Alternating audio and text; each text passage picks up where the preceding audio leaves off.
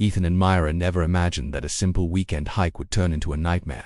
Lost in the mountains, their curiosity led them to a hidden forest where the air smelled of decay. The shadows moved on their own, and the ground trembled beneath an unseen predator.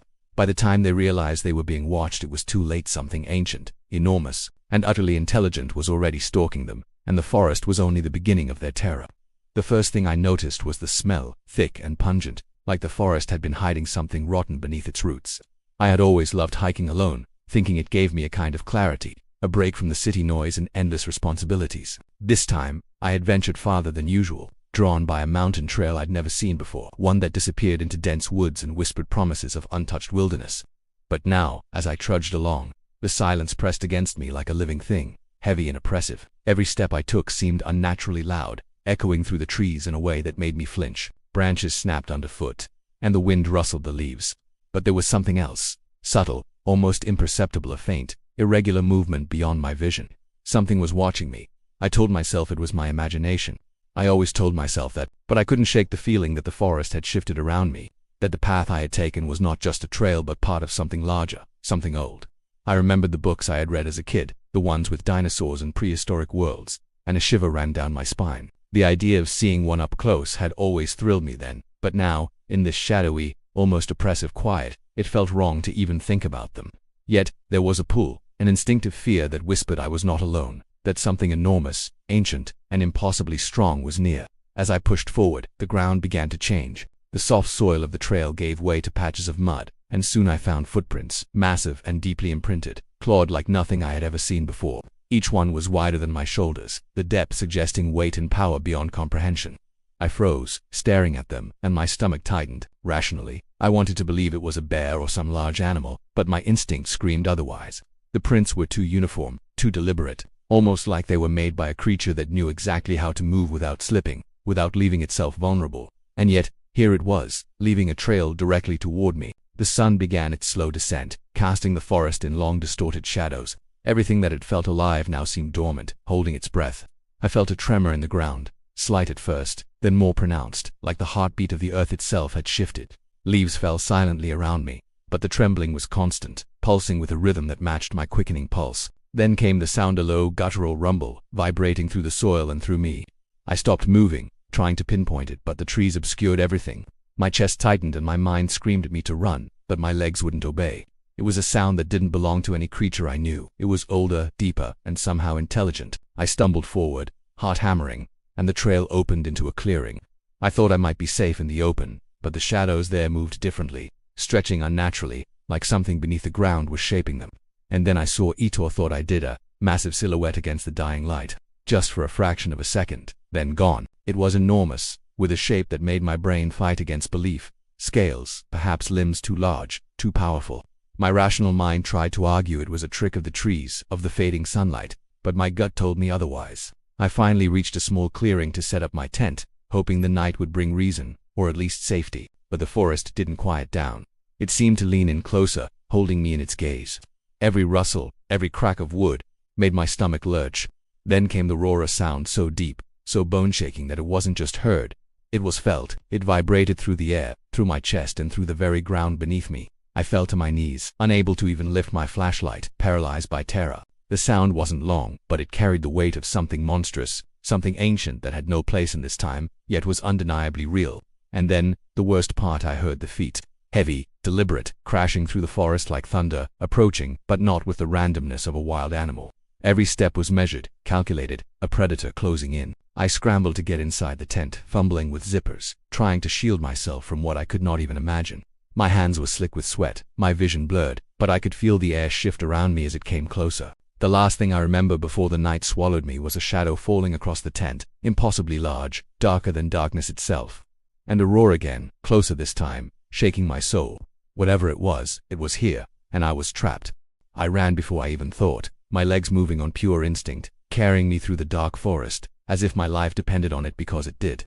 Every step I took felt like it was being watched, measured, analyzed.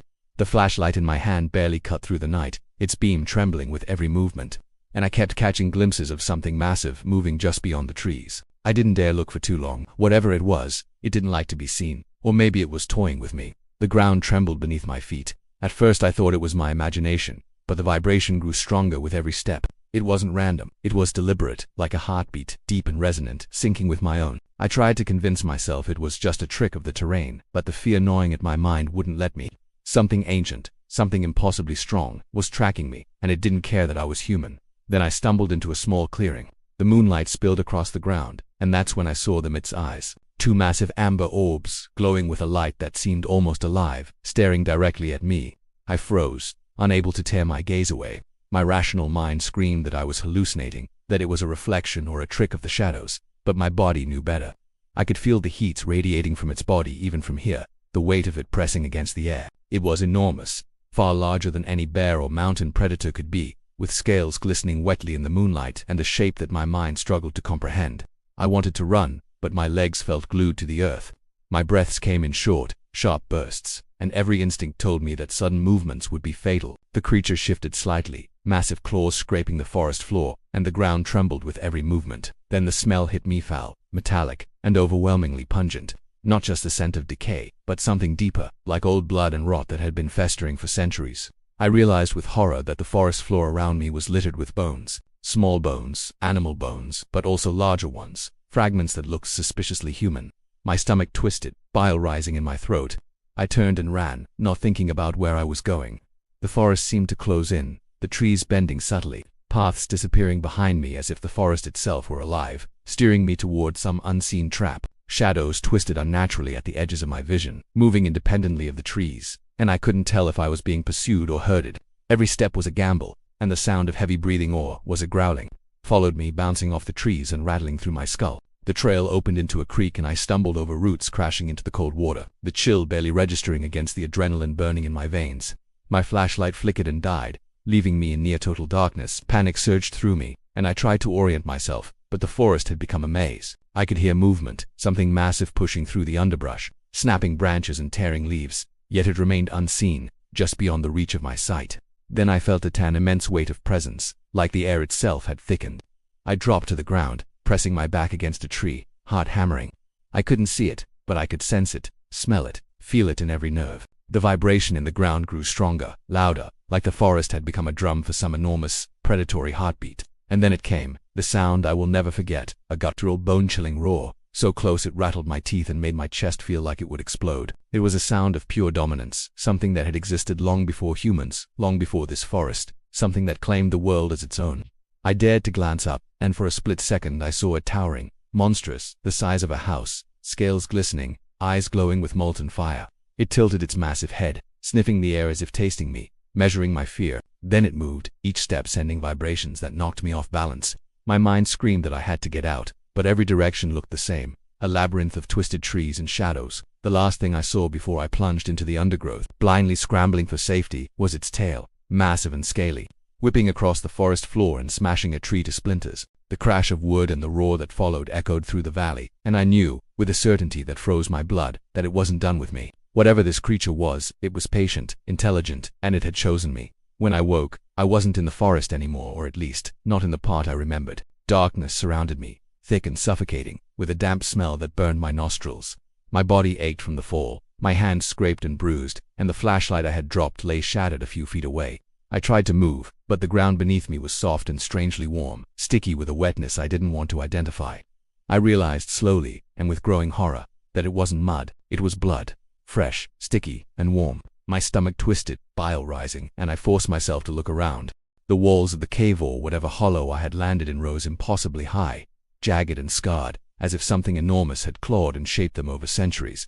Deep scratches ran in every direction, deep enough to reveal lighter stone beneath the dark surface. Some of the marks were fresh, the edges still damp, and I knew instinctively they weren't made by a human. Whatever had left them was massive, far larger than anything alive today. My pulse quickened, and I realized I was not alone. I could hear faint noises in the darkness, scraping, wet slaps, a faint whisper of movement that sent shivers down my spine. I tried to stand, my legs trembling, and I noticed small claw marks in the dirt, leading deeper into the cavern. Part of me wanted to follow, reasoning that perhaps I could find a way out or even another living soul. But another part, the part that was screaming at me to run, knew better. The scratches weren't random. They led somewhere, and whatever made them didn't want me to leave. My hands shook as I gripped a rock for protection, the weight of the silence around me pressing down like a physical force. Then I felt it. something massive moving above me, shifting the air, sending vibrations through the floor. My heart pounded violently, and I pressed myself against the wall, trying to become invisible. The shadow passed overhead, immense and distorted by the flickering light that somehow reached into the cave. My breath caught in my throat. This wasn't just an animal. This was something that belonged to a world long gone. Something that had survived, hidden, patient, and waiting.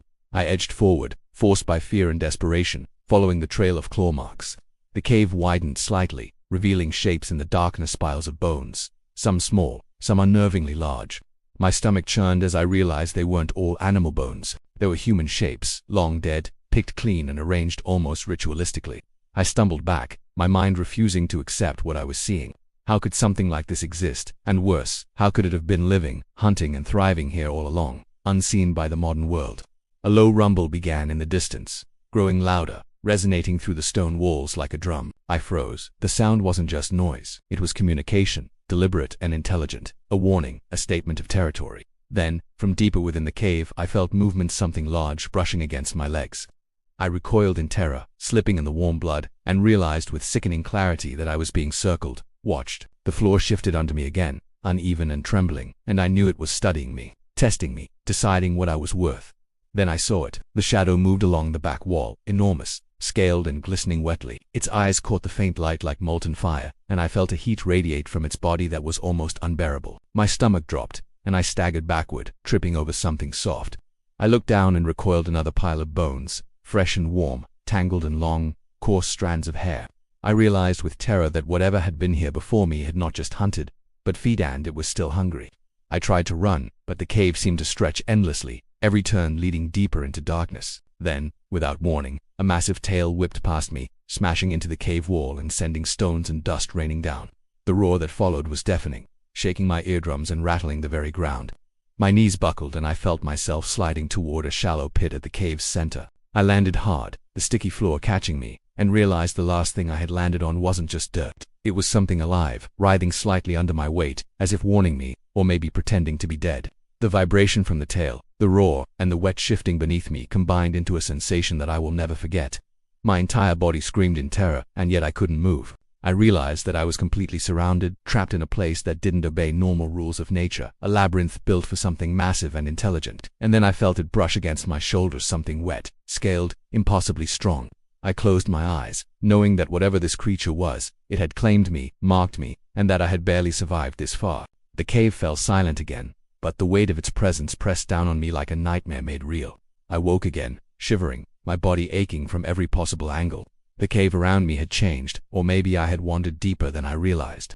Ahead, the darkness opened into a massive chamber, the ceiling lost in shadows, the walls slick and glistening. My flashlight, barely functional, cast a weak beam that revealed something impossible, a subterranean lake stretching far into the gloom, black as oil, its surface reflecting the faint light like a void. The air was thick and humid, carrying a smell of wet stone and something else, something older, heavier, predatory.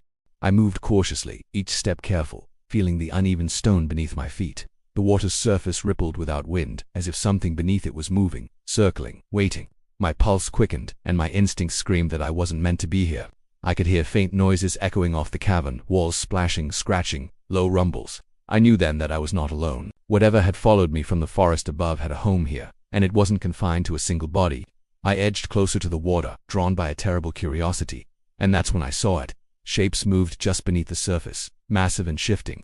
My heart pounded as I tried to make sense of them, but they were too large, too fluid in motion. Unlike anything alive today, shadows stretched and twisted, rising and falling with the water, and I realized with horror that there were dozens of them. They moved in unison, a silent, terrifying intelligence guiding their motions. And I understood that this was a pack, ancient, coordinated, and deadly. Then came a roar from below, deep and resonant, shaking the ground beneath me. The lake erupted as something enormous surged upward, scales glinting in the dim light. It lunged with such speed and power that I stumbled backward, barely avoiding its massive jaws. Water splashed across the chamber, carrying the pungent smell of decay and iron. I scrambled, my legs slipping on wet stone, and I realized with growing dread that the entire cavern seemed designed to trap prey. Every ledge, every drop, every shadow funneled movement toward the water.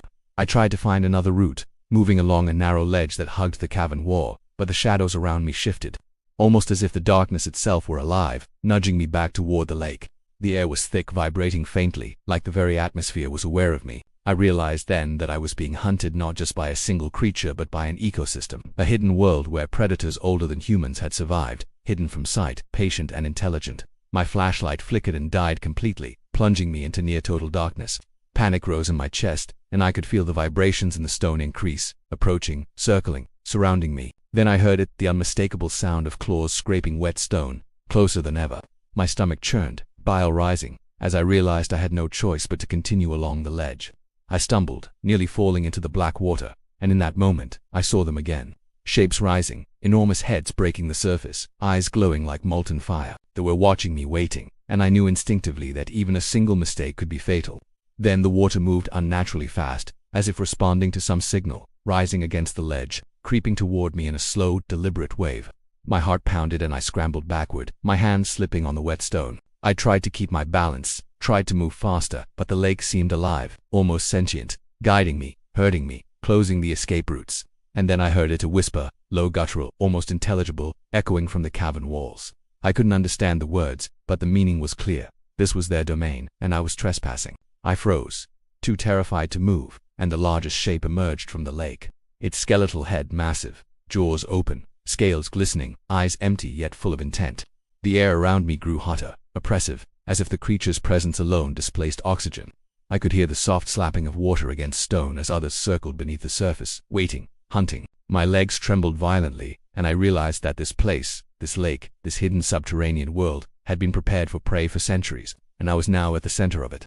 The last thing I saw before I ran blindly into the darkness of a side tunnel was a shadow lunging from the lake, teeth glinting in the dim light and the chilling certainty that I had just crossed into the heart of a predator's kingdom. The cavern swallowed me whole, the water behind me rising ever so slightly, leaving a vibration in the stone that felt like a heartbeat, a menace, patient and unrelenting.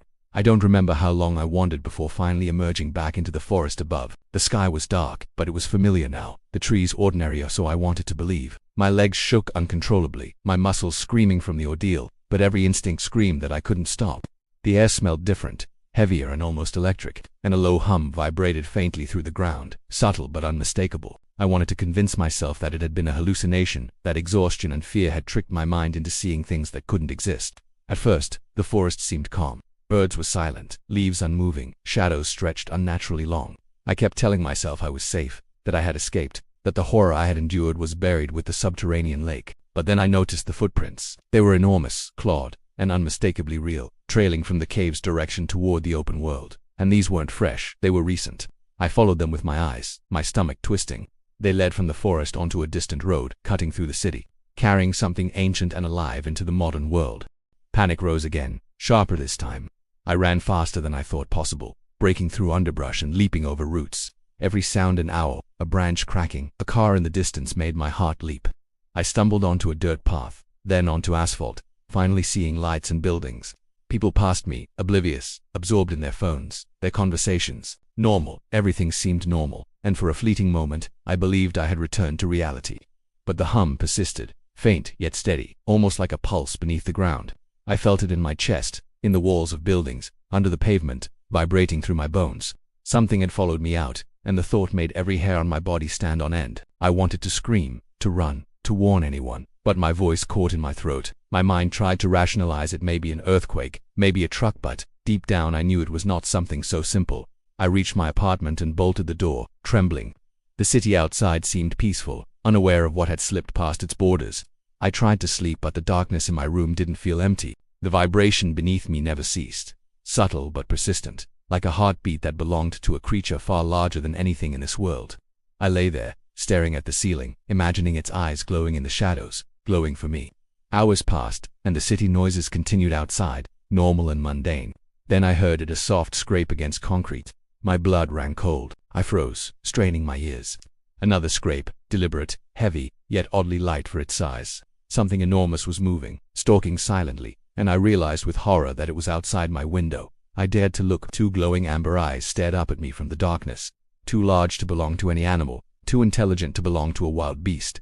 They watched me, unmoving, patient, unblinking. I backed away, heart hammering, realizing it was not alone. Smaller shapes slithered in the shadows, their eyes catching faint glimmers of light, moving with fluid precision. My apartment, my sanctuary, suddenly felt like a cage. I wanted to run, to escape, but every exit seemed vulnerable. every step a gamble. The hum intensified, vibrating the floor, the walls, the air itself. It wasn't just a creature, it was a presence, ancient, aware, and it had followed me into my world. I tried to convince myself it couldn't leave the forest, that it couldn't survive in the city, but instinct screamed otherwise. The footprints outside were proof.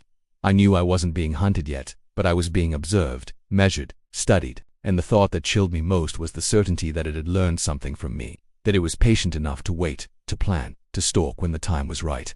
I lie awake, listening to the faint hum beneath my floorboards, unable to close my eyes. I hear distant scraping against concrete, low growls that vibrate through the air, and I know the forest's secret world has not only survived, it has followed me. And I know, with a bone-deep certainty, that I have not escaped. The world outside the forest is no longer safe. Somewhere out there, something enormous is awake, waiting, and patient. I do not know when it will strike. I do not know if anyone will believe me. But I do know one thing. It knows I exist, and I can feel its eyes watching, always watching, from the shadows. And the last sound I heard last night, the faintest scrape against my window, reminded me that the forest never truly lets go.